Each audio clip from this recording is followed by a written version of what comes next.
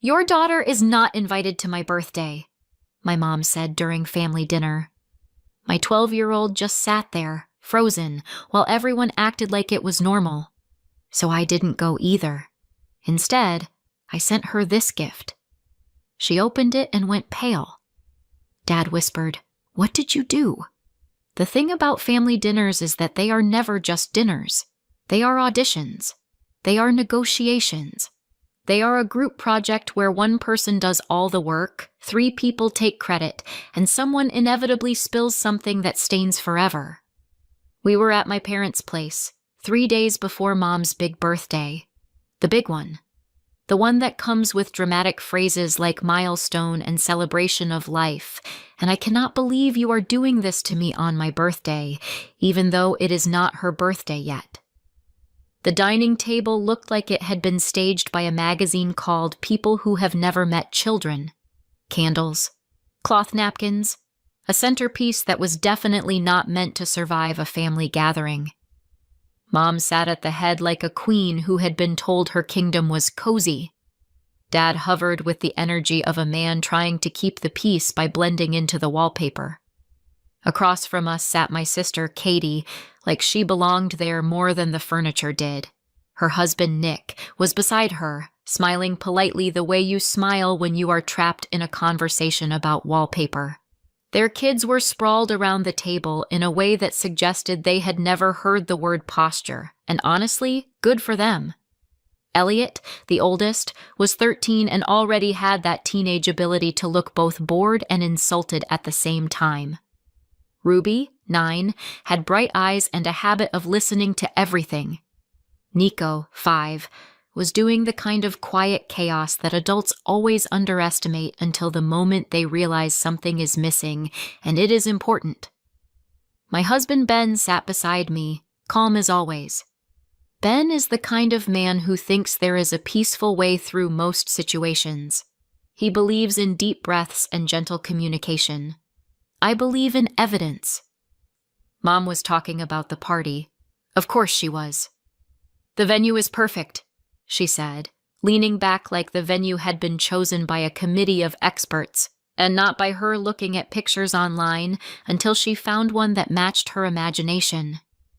"The cake is going to be elegant. None of that childish nonsense." Katie laughed. "Mom, it's your birthday. You can have whatever you want." I chewed my food and tried to stay neutral. Neutral is a skill I learned early. It is like sitting on a chair with one missing leg, but pretending you are comfortable. Sienna, my daughter, sat across from me. 12 years old, soft-hearted, observant. The kind of kid who notices when adults are pretending. She had been quiet all dinner, picking at her food the way kids do when they are both hungry and unsure if it is safe to be joyful.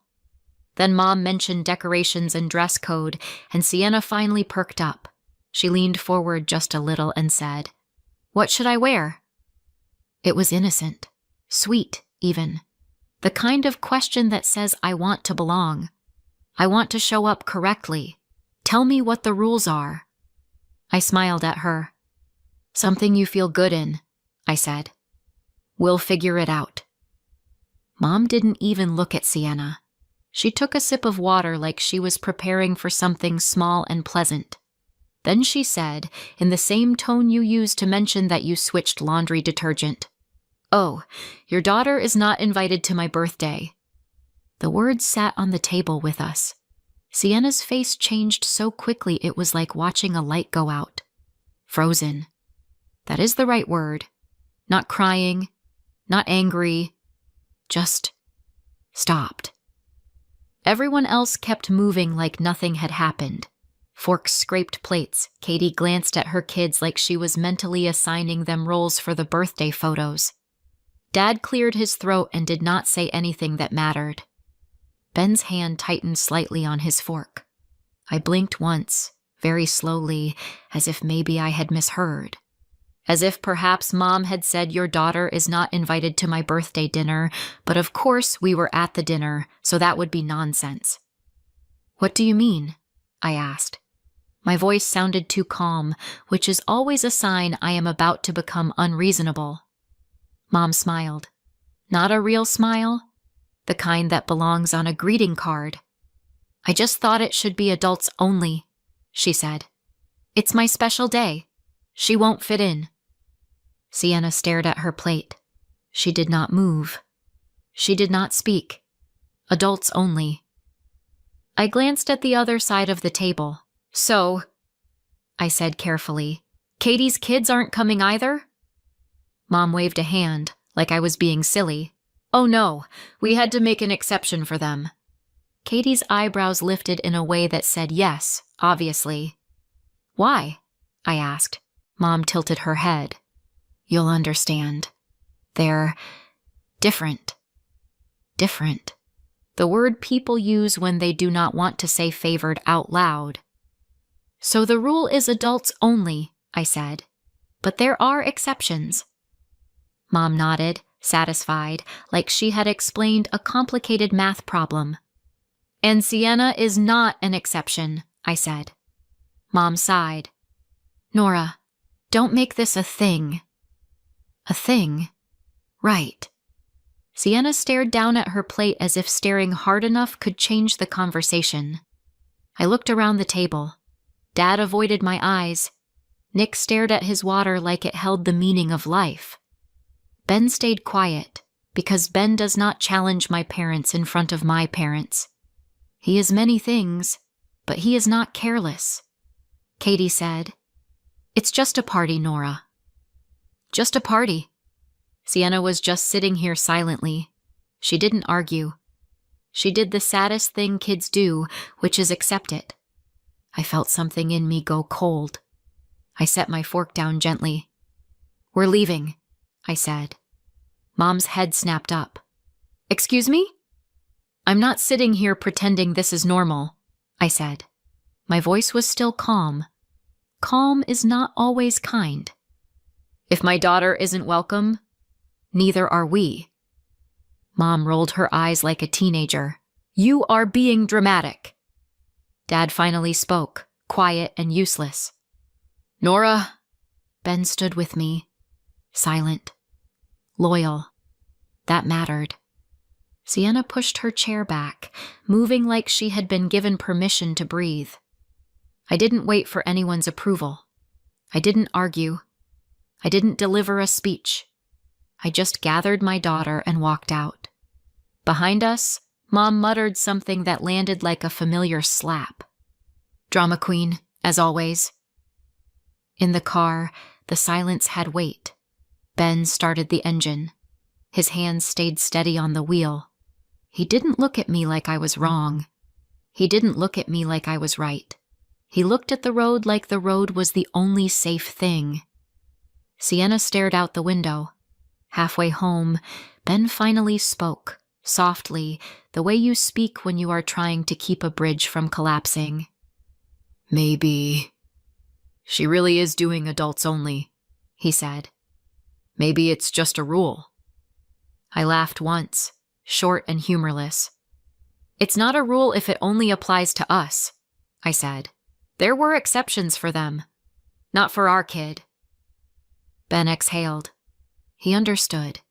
He always does, eventually. Sienna's voice came from the back seat, small and careful. Does Grandma love my cousins more than me? There are questions you can answer. There are questions you want to answer. And then there are questions that make you grip the steering wheel of your life and realize you are responsible for what happens next. I turned slightly in my seat, just enough to see her face. Sienna was doing that brave kid thing again, trying to hold it together because she didn't want to make it worse. My chest hurt. I wanted to tell her Grandma loves everyone equally. I wanted to tell her it was a misunderstanding. I wanted to tell her none of it mattered. But I could not lie to my child's face, not about something she already knew in her bones. So I said the only honest thing I could say without breaking her. I love you, I told her. And I am not going to let anyone make you feel like you don't belong. Sienna nodded, as if she had been waiting for that exact sentence. When we got home, I tucked her into bed earlier than usual, not because she was tired, but because the day had taken something from her. Then I sat in my kitchen, staring at nothing, while the anger gathered itself into something sharper. Mom's birthday was in 3 days. I wasn't going, but I wasn't ignoring it either. Instead, I sent her a gift, and when she opened it, she went pale. Dad whispered, "What did you do?" People like to say, "That's just how she is," about mothers like mine. It is usually said with a shrug, like a personality flaw is an unchangeable law of nature, like favoritism is weather. But I grew up in that house. I know the difference between a storm and someone deliberately choosing who gets wet. Katie is 2 years younger than me. 2 years. That is the gap between I can pour my own cereal and I will still pour the cereal and complain about it. But in our family, those 2 years were treated like a full generation whenever it was convenient. When I was 9, Katie was 7, which meant she was just a baby. When I was 13, Katie was 11, which meant she was too sensitive. When I was 16, Katie was 14, which meant don't be hard on her. And when I became an adult, it meant you can handle it. There was always a rule in my childhood. Rules were Mom's favorite tool. They looked fair from the outside. They sounded reasonable. They gave her the comfort of being right. The only problem was that rules were mostly for me. One of the clearest examples happened at Katie's 8th birthday party. Mom had taped a hand-lettered sign by the living room doorway. Nothing fancy, just authoritative enough to end arguments. "Party games for kids up to 10, it said. I had turned 10 barely 2 months earlier. 2 months. I was still a kid. I still wanted to play. Before the first game started, Mom pulled me aside, voice gentle like this was for my own good. "You're too old to participate," she said. "You won't fit in." I blinked. "Mom, I just turned 10. Mom smiled. "Rules are rules." Then she handed me a stack of paper plates. "You can help." Not later. Not for 5 minutes. Help. So I worked the party, balloons, drinks, wiping spills, while the kids played. And then I saw Mark and Tessa in the game circle. Mark was 11. Tessa was 10 and a half, already taller than most of the boys. They were Mom's friend Linda's kids, invited, included, laughing like the sign didn't apply to them. I stared at the sign, then at them, trying to figure out what I'd missed. I leaned in and whispered, "Aren't they older than the age limit?" Mom didn't even hesitate. "Oh, they're a special case." Special case. Of course. I watched them play, watched them be included, and I realized something small and sharp. Rules were rules, until she decided they weren't. That pattern didn't stop with birthday parties. It moved with us. When I had a school award, Mom would sigh and say, "We can't all go. It's too much. Don't make a big deal." But when Katie had a similar event, suddenly schedules opened up like magic. Suddenly there were photos and special dinners and relatives invited. I learned how to celebrate quietly. I learned how to keep my excitement inside my own skin. I learned how to look grateful for scraps. By the time I became a mother, I told myself I was over it. Then Katie had kids, and I realized the whole system had simply found new players. Katie and Nick had 3 children, Elliot, Ruby, and Nico. Ben and I had one, Sienna. Sienna is bright and funny and kind in a way that makes you want to be better around her. She is also the kind of child who feels things deeply, even when she doesn't show it. At family gatherings, the cousins were treated like a set. The default grandchildren. The ones who belonged. Elliot, Ruby, and Nico got movie nights and outings and sleepovers. Sometimes Sienna was included. Sometimes. And when she was, it often felt like she was visiting someone else's world. Like she was a guest in her own family. If I asked why she wasn't invited, Mom would say, "They're siblings. Of course they do things together." As if Sienna being a cousin meant she was automatically less connected. As if my daughter being my daughter meant she was somehow optional. Sienna never complained outright. She pretended she didn't care. I did not pretend. I watched her come home quieter. I watched her hesitate before asking if she was invited. I watched her learn to expect less. Then came the money. At some point, my parents started needing help. It began the usual way: one bill, one repair, one tight month. Mom framed it like fairness. "Both of you contribute equally," she said, meaning Katie and me. "It's only right." So I agreed, because I'd been trained to be reasonable. Then the exception showed up, right on schedule. Katie couldn't do equal because she had 3 kids. Money was tight. Life was hard. Mom said it like it was gravity. And me? I had 1 child, which apparently meant I had extra. Without anyone ever naming it, the numbers shifted. Katie's share shrank. Mine grew. And eventually, I was covering most of it. Then my parents' mortgage became a problem. Mom swore it was temporary, just until they got back on their feet, so I agreed to pay half. That temporary half lasted 5 years. And when Mom's milestone birthday approached, they opened a shared account for party expenses. Communal, fair, practical.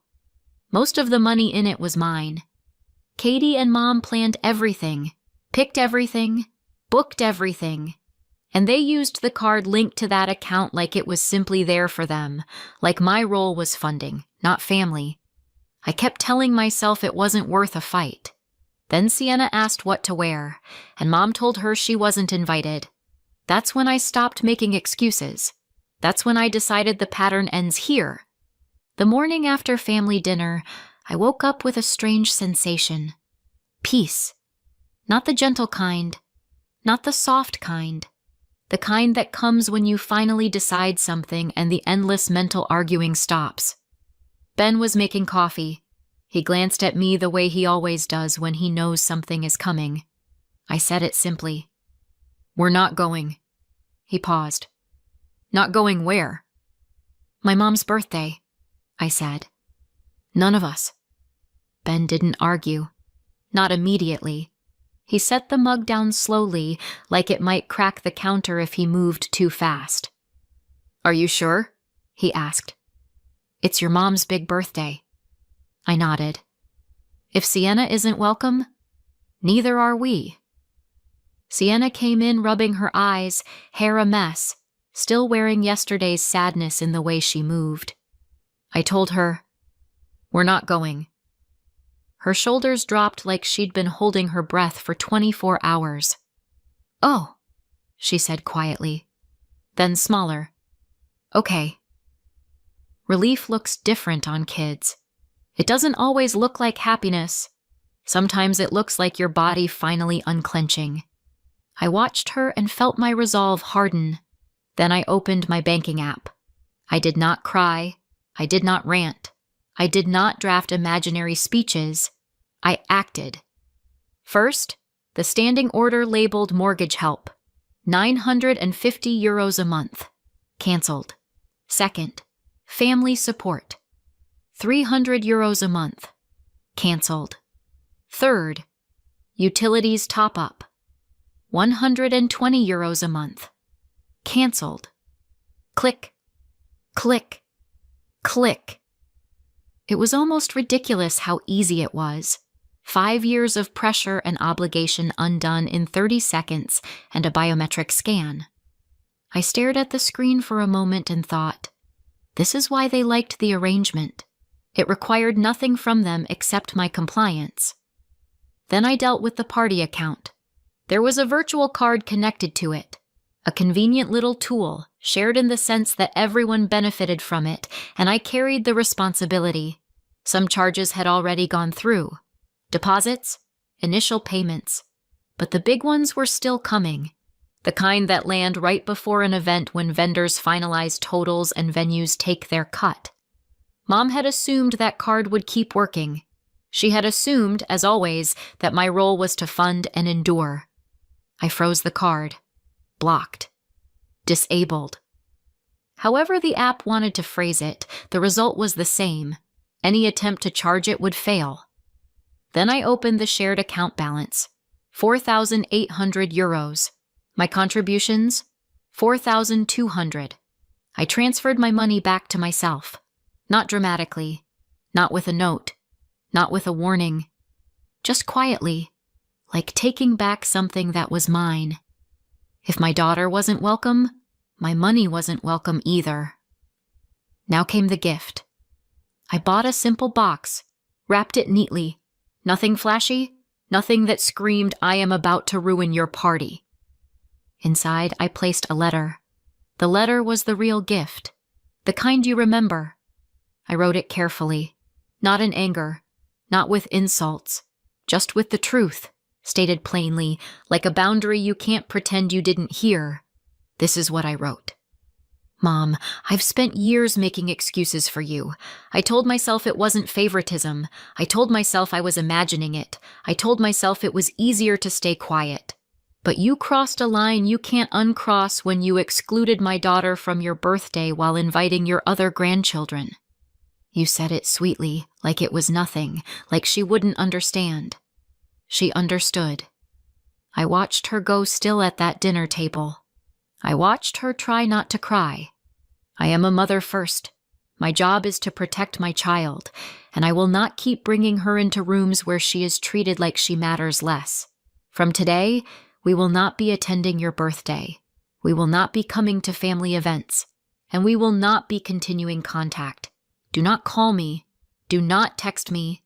Do not ask other people to pass messages. And because there will be no relationship, there will be no financial support. I am withdrawing all support effective immediately. I hope you have the life you built. Goodbye. I folded the letter once, then again, and slid it into the box like it belonged there. Now I needed it delivered. I chose the simplest method, the one that couldn't be accidentally forgotten. I mailed it, timed so it would arrive on the day of the party, so it would be opened when gifts were opened, so it would land in the exact moment Mom expected applause. Then I waited. On the day of the party, our house was strangely quiet. Ben took Sienna out for ice cream, not as a reward, not as a distraction, just as a small statement. We are allowed to have a nice day. I stayed home. My phone sat on the counter like a sleeping animal. I did not have to wait long. The first call came mid-afternoon. Mom's name lit up my screen. I let it ring twice before I answered, because I am still me. "Hello," I said.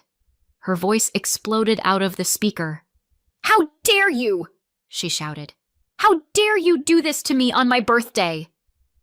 I did not respond. Silence is a powerful thing when someone is expecting you to scramble. Then she said, louder, as if volume could turn reality into her preferred story. "I opened your present," she hissed, "in front of everyone." Of course she did. She had probably smiled, held it up, made a little speech about how her daughter couldn't come but still loved her.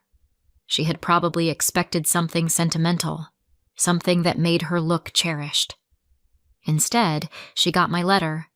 In the background, I heard voices, guests, movement, a clink of glass.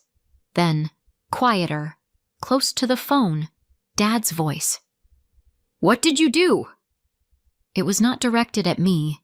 It was directed at her, like he was staring at the blast radius and trying to identify the source. Mom continued, outraged. "You embarrassed me. You humiliated me in front of my guests." I didn't read it out loud, I said calmly. She made a sound that could have been a gasp or a growl. Then something shifted. Her fury tangled with panic. "And what is this nonsense about money?" she snapped. "Vendors are calling. The card isn't working. The account is empty. What have you done?" I leaned against the counter. My voice stayed steady. "I withdrew my financial support," I said. "Effective immediately." "You can't," she said, as if she were declaring a law. "We need that." I almost laughed. The audacity was so familiar it was practically a family heirloom. "You excluded my child," I said. "You don't get access to her, and you don't get access to my wallet." Mom sputtered. "It was adults only." "And yet Elliot and Ruby and Nico are there," I said. "Interesting rule." She tried to talk over me. "They're different. They're family." I felt my jaw tighten. "Sienna is family," I said. "Or she was supposed to be." Dad's voice again, low, urgent. "Nora." I could picture him, standing behind her, trying to calm her down, trying to make this go away.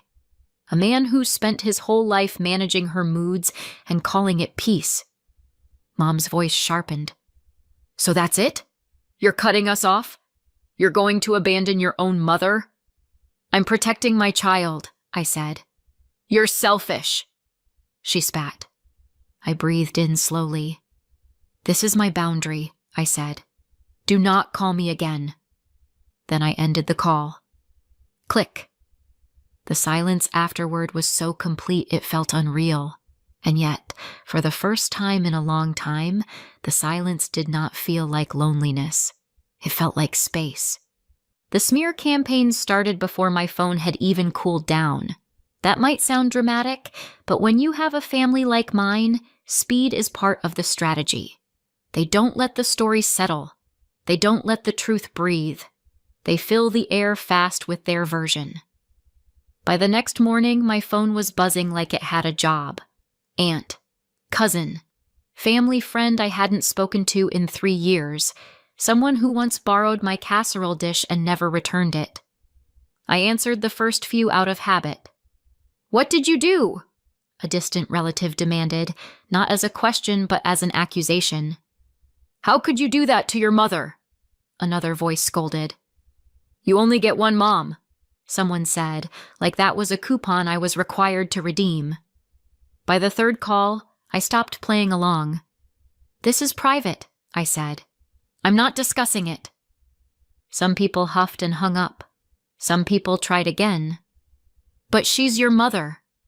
"Yes," I said, "and this is still private." A few people, the ones I actually cared about, asked differently. They didn't lead with judgment. They led with concern. "Nora," one of my cousins said quietly, "what happened?" So I told her. Not the whole history, not the childhood, not the years of swallowing, just the facts. "I've been financially supporting them for years," I said, "and they uninvited Sienna from the birthday while inviting the other grandkids. They called it adults only. It wasn't adults only." There was a pause on the line. Then softly, "That's not okay."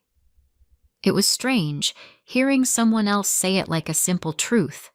Not a debate, not a drama, just reality. A few more close people heard the same summary and reacted the same way. Shock first, then clarity, and then, as if my parents were determined to prove my point. The next escalation arrived in the mail. A bill. A real one. Printed letterhead, payment terms, the whole thing. €2,360 for the birthday venue's final balance, due in 5 days. Line items and all. Room rental, staffing, bar deposit, late add guest count. And under responsible party/billing contact, my name, my phone number, my email. I stared at it for a full minute, waiting for it to become less absurd. It didn't. So I called the number on the invoice. Calm, polite, and very, very clear. "I did not sign this," I told the vendor. "I did not authorize this. I am not paying this." The person on the other end sounded tired, which I understood. Everyone is tired. "Your name is on the contract," she said. "Then someone put it there," I replied. "Without my consent. You need to pursue the actual organizer or signatory." There was another pause, the kind where paperwork shifts. "I'll make a note," she said. "Please do," I said. And please remove my contact information from this account." When I ended the call, I felt a grim sort of satisfaction. Not joy, not victory, just the feeling of finally refusing to carry someone else's choices. That afternoon, the knocking started. Not a polite tap, not a normal hello. Pounding. Ben looked at me from the kitchen, eyebrows raised. Sienna was doing homework at the table. She froze at the sound, the same way she froze at the dinner table. I immediately hated that. "Go to your room," I told her gently. "Put your headphones on." She hesitated. "Is it, Grandma?" I didn't lie. "Yes," I said. "But you are safe." "Go," she nodded and disappeared down the hall. Ben moved closer to me, quiet support in human form. I opened the door. There they were, Mom and Dad in front, faces tight with outrage and desperation. Katie beside them, jaw set like she had arrived to win. Nick slightly behind, looking exactly like a man who wanted to be anywhere else. Mom shoved words toward me like she could force them inside. "Can you at least pay for the birthday?" she demanded. "Do you know what you did? We were already in debt. We cannot pay anything.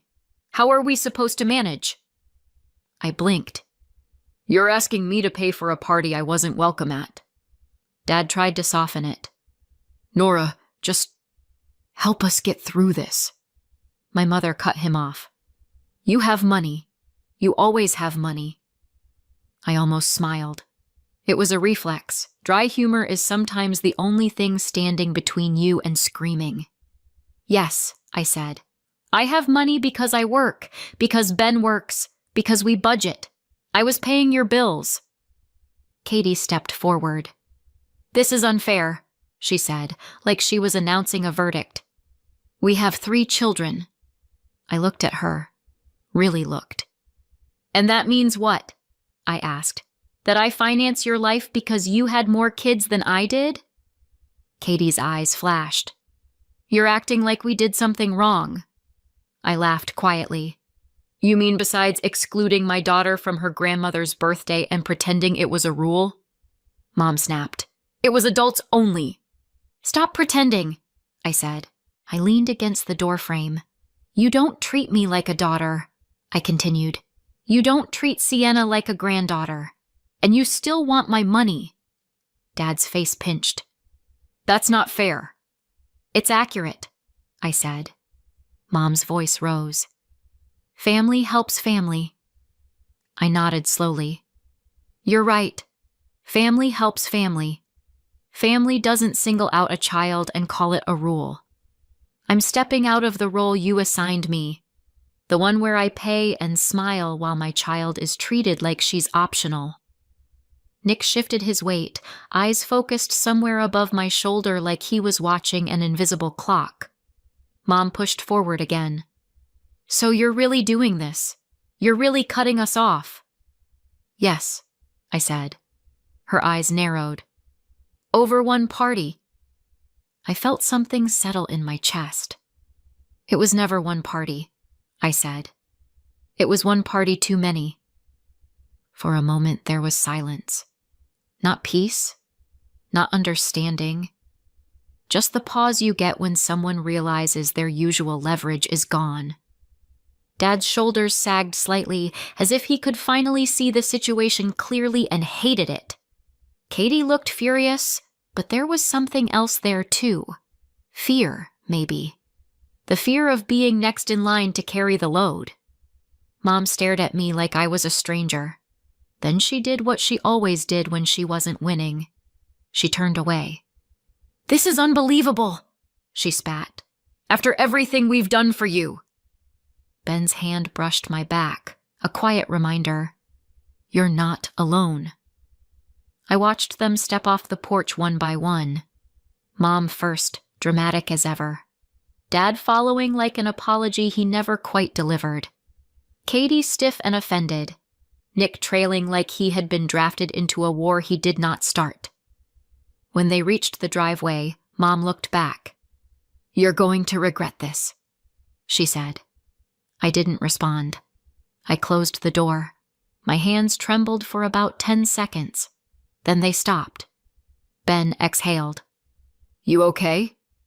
I nodded, even though my throat was tight. Sienna's bedroom door opened a crack. Her eyes peeked out, cautious. "It's gone?" she asked. "Yes," I said. They left. She came down the hall slowly, like she was stepping back into a world she wasn't sure was stable. Ben knelt beside her. "You're okay," he said softly. Sienna looked at me. "Are we in trouble?" That question broke something in me. Not the strong part. The old part. The part that remembered being a kid and thinking adults' anger was a law you couldn't escape. I crouched in front of her. "No," I said. "You're not in trouble. None of this is your fault. And I'm not going to let anyone treat you like you don't matter." Sienna swallowed. Then she nodded. And for the first time since that dinner, she looked lighter. 6 months later, our house felt different. Not quieter. Lighter. Sienna started singing again, just under her breath while she did homework. Ben would catch my eye over his coffee like, "See?" And I stopped flinching every time my phone buzzed. We had money again. Real money. When you stop paying someone else's mortgage, you can replace a broken dishwasher without a family summit. The guilt attempts still came. Cousins checking in, family friends not taking sides while absolutely taking sides. I kept my replies short. Sometimes I didn't reply at all. Through the grapevine, I heard the part that mattered. They adjusted. My parents downsized. Mom picked up part-time work. Katie got a proper job. They survived. They always could. They just preferred not to, when I was available. A full year passed with no contact. Then one afternoon my phone rang. "Katie." Sienna was out with a friend. "Good." I answered anyway. "Hey," Katie said. Her voice didn't sound brave. It sounded tired. "Mom's been... a lot." I let the silence do its job. "She's been asking me for help," Katie admitted. "Money, time, everything." Then quieter. "And I didn't realize how much you were doing. Not really." I leaned back in my chair. "And the birthday?" I asked. Katie hesitated. "Yeah," she said. "I get it now. What she said about Sienna, it wasn't right. It didn't erase anything. It didn't fix the past. But it was the closest thing to accountability our family had ever managed. I'm not calling to pull you back in," she added quickly. "I just wanted you to know." "Okay," I said. And for once, that was enough. When I hung up, Ben looked over. "How do you feel?" I didn't have to think. "Steady," I said, because my home was calm. My daughter was safe. And my life no longer depended on earning love from people who treated her like an exception. That was the payoff. That was the point. Do you think grandparents are worth it if they treat one child like an exception? Would you stay no contact or allow contact only with strict rules? Let me know in the comments and subscribe for more stories.